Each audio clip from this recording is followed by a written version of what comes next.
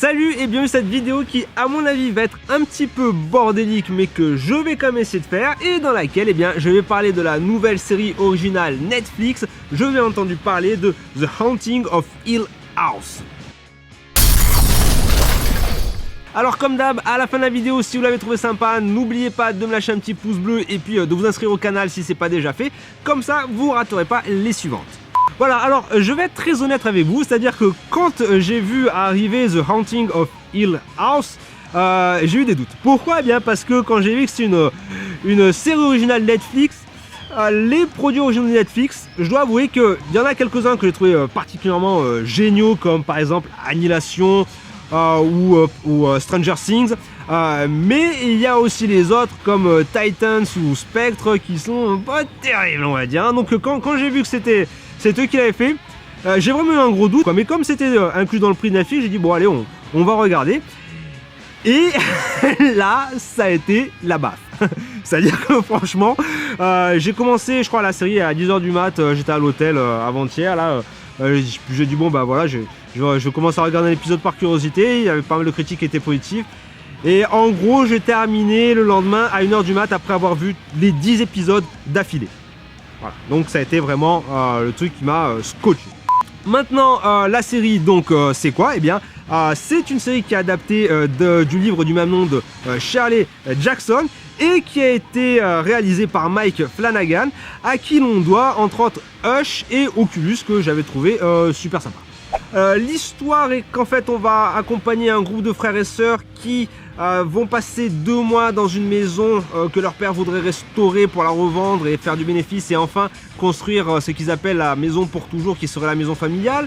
Sauf que il va y avoir un événement qui va tragique et qui va complètement déstructurer la famille. Et pour le coup, on va retrouver ce groupe de frères et sœurs 25 ans plus tard. Et suite à un nouveau drame, eh bien, ils vont devoir se retrouver et affronter les fantômes du passé. Bon, ça c'était pour le résumé. Et maintenant, au niveau de la progression de l'histoire, eh bien, en fait, il y a le premier truc que j'ai trouvé absolument génial. Parce que généralement, quand on parle d'histoire de maisons hantées, de fantômes, de ce genre de trucs, eh bien, généralement, on se concentre sur les chasseurs de fantômes, comme c'est par exemple le cas dans la série The Conjuring avec les Warrens. Et sauf que là, en fait, pas du tout. En fait, la série, elle va se concentrer sur le côté drame familial et sur les séquelles que les événements qui sont passés en 92 ont eu sur chacun des membres de la famille, mais tout ça dans une ambiance fantastique horreur. Pour le coup, avec autant de protagonistes, puisqu'ils sont quand même 7 dans la famille, c'était un petit peu difficile de rester sur un modèle narratif linéaire classique. Et donc Flanagan a choisi un modèle narratif non linéaire et en gros chaque épisode va se concentrer sur un membre de la famille et au travers de flashbacks, puisque la série oscille constamment entre le présent et le passé, eh bien on va découvrir ou redécouvrir l'histoire de ce qui s'est passé et suivant le point de vue du protagoniste qu'on accompagne dans l'épisode. Et là, cette approche a 2 conséquences. Premièrement, ça permet de construire, ou plutôt de reconstruire au fil des épisodes l'histoire de manière totalement naturelle, sans avoir, vous savez, ces grands moments de révélation, là, comme on a dans d'autres séries, qui sont totalement artificiels. Là, non, rien à voir avec tout ça. Là, on descend, je dirais, petit à petit dans le terrier du lapin blanc sans finalement s'en rendre compte. Et puis ça permet d'étoffer les personnages. Là, on se retrouve vraiment avec une série qui a des personnages qui sont riches, qui sont vraiment très travaillés. Et c'est là où on en arrive à l'une des richesses de la série, c'est que dans le monde du cinéma, il y a un adage qui dit « montre, ne dis pas ». Et là, c'est exactement ce que la série fait. C'est-à-dire que dans chaque épisode, le protagoniste principal défend son point de vue, défend ses choix, et finalement, sur le moment, on est d'accord avec lui. Sauf que quand on change d'épisode, eh bien, on revoit les mêmes événements sous un autre angle, et pour le coup, on se dit, mais il avait tort, il avait complètement tort, et pour le coup, moi aussi, j'avais tort, mais on avait tort parce qu'en fait, on n'avait pas les bonnes informations. Et là, quelque part, c'est un message qui est très fort, hein, même pour notre vie de tous les jours, et c'est un message qui est d'autant plus fort que la série ne se contente pas simplement de nous faire la morale, elle nous fait sentir dans notre propre peau, quoi, hein, je veux dire, elle nous fait réaliser nos erreurs de jugement au fil des épisodes, quoi. Donc ça, j'ai trouvé ça particulièrement brillant. Maintenant, évidemment, c'est un type d'approche qui est sympa, sauf que, comme vous en doutez, ça peut rapidement devenir le bordel. Et sauf que là, pas du tout. En fait, Flanagan a vraiment fait un travail de ouf et la lecture des événements est toujours extrêmement claire.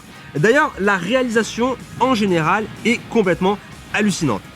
Déjà, il y a une attention incroyable qui a été portée aux détails, que ce soit par rapport à ce qui se passe en arrière-plan, dans une zone d'ombre. C'est fou la quantité de détails qu'il y a dans cette série, et surtout, une fois que vous les voyez, eh ben, ils prennent une toute autre dimension, enfin la série prend une toute autre dimension. Et c'est là où Flanagan a été vraiment génial, c'est qu'une fois que vous commencez à percevoir tous ces petits détails, eh bien, la maison devient super flippante. C'est parce que elle est hyper chaotique. La maison est un vrai bordel. Il y a des statues dans tous les coins, des jouets éparpillés. Il y a cette architecture baroque qui crée une surcharge d'informations visuelles qui fait qu'on est un petit peu toujours sur le qui-vive, justement, de peur de rater quelque chose. Et tout ça, en fait, ça crée une tension qui, ajoutée à l'intrigue, fait qu'on est de plus en plus mal à l'aise au fur et à mesure que l'on avance dans la série, quoi. Et puis, si vous ajoutez l'utilisation de la glide cam qui donne un aspect un petit peu surréel à ce qui se passe à l'écran, quelque part on a toujours l'impression de flotter comme si on était dans un rêve. Enfin bref, quoi. Le visuel de la série met déjà super mal à l'aise sous tous ces aspects. Et pour le coup, quand vous avez les apparitions des fantômes ou alors les jumpscares, et c'est super efficace, quoi. Je veux dire, je vais pas spoiler, mais il y a un jumpscare. Quand vous le verrez, vous saurez duquel je parle, mais franchement, je l'ai pas vu venir et je me suis chié dessus, quoi. Franchement, c'est le meilleur jumpscare que j'ai vu depuis des années. C'est la meilleure utilisation du jumpscare que j'ai vu vraiment depuis des années, mais justement parce que il s'insère dans toute cette ambiance, dans toute cette tension continue qu'il y a dans la série. Voilà, alors rien qu'avec ça, je pense que la série aurait été déjà vraiment exceptionnelle, quoi, mais en plus de ça, il y a les 4 cerises sur le gâteau, entre guillemets, qui font que pour moi, cette série est une tuerie absolue. Alors, c'est un petit peu dur de parler des 3 premiers points sans spoiler, donc je reviendrai plus en détail dans la partie spoiler. Rapidement, la fin, ça a été ce moment, cette baffe de dire, mais putain, comment j'ai raté ça, quoi. Voilà, ça a été vraiment le truc énorme. Je crois que c'est l'épisode 5 ou 6, même chose, quand vous allez le voir, vous allez faire ah ouais la vache, ouais là quand même ça tue. Et puis vous avez, il y a le fait que la série prouve les théories qu'elle défend, c'est-à-dire que plusieurs fois elle émet des théories, enfin, et en fait quand on regarde en arrière, on fait ouais putain, mais c'est exactement ça que j'ai vécu sans même m'en rendre compte, donc ce qu'il dit, ce que le réalisateur a fait, c'est totalement valide. Donc ça, j'ai vraiment beaucoup aimé. Mais il y a le 4e point qui est que la série se termine sur une fin ouverte, c'est-à-dire que même si on a la réponse à 90% des questions, bien on a 10% qui sont sujets à interprétation, à l'interprétation du spectateur, et ça c'est vraiment le truc que j'adore, parce que je sais que bon, je l'ai vu super rapidement, parce que j'étais vraiment à donf dans l'ambiance, quoi, et pour le coup je sais que j'ai raté des détails, donc je vais revenir sur certains épisodes pour revoir les détails, pour essayer de comprendre. Je sais que c'est une série sur laquelle je vais débattre dans les forums, sur Reddit, enfin bref, et ça quelque part c'est vraiment quelque chose que j'adore quand je regarde une série, quoi. Voilà, donc ça c'est vraiment quelque chose qui pour moi a vraiment fait que la série était parfaite, quoi. Voilà, alors maintenant, si je vais citer des défauts, je dirais que ouais, il y a peut-être les premiers épisodes qui sont un petit peu lents, voilà, je pense qu'ils ont peut-être pu accélérer un petit peu le rythme, et puis il y a un effet spécial qui est un petit peu pourri, quoi, voilà, donc mais ça, vous le verrez, même chose, c'est le truc que vous reconnaîtrez assez rapidement. Voilà, bah écoutez, je vais passer à la partie spoiler, donc si vous n'avez pas encore vu la série, je vous conseille vivement de la voir parce qu'elle est vraiment exceptionnelle. Vraiment, je me suis super enflammé sur cette série, donc allez-y, et puis vous revenez pour me dire ce que vous en avez pensé, ok? Allez, c'est parti pour la partie spoiler. Voilà, alors pour cette partie spoiler, donc je reviens sur ce que je disais là, 3 éléments là que j'ai trouvé vraiment exceptionnels. Et bien donc premièrement c'est la fin, quoi. Je veux dire là, le moment où on découvre la pièce rouge, enfin ce qui se passe derrière la pièce rouge, et puis qu'en fait on voit que c'était la salle de lecture, la maison dans l'arbre et tout ça, quoi, le dire. Mais et puis surtout il y a cet élément de la fenêtre quand ils le mettent bout à bout comme ça d'un seul coup, mais c'est évident quoi.